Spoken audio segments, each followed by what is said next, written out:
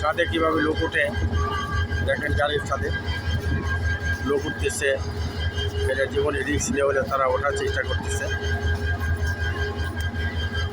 ছাদে ওঠার কি শান্তি একমাত্র ওরাই জানে যে শান্তিটা কি। গাড়ির ছাদে উঠতেছে, শুধু এই রিস্ক নিয়ে ছাদে ওঠার, বৃষ্টি বাদলের দিন ছাদের ভিতরে ওঠায় কি শান্তি আছে একমাত্র ওরাই বলতে পারবে।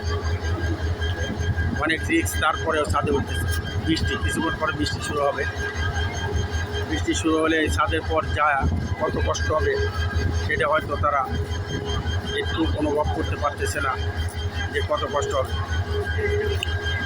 তারপরে তারা ছাদে উঠবে, ভাড়া দিতে হবে এই জন্য। ছাদে ওঠার যে রিস্ক আছে সেটা তাদের মাথার মধ্যে নেই।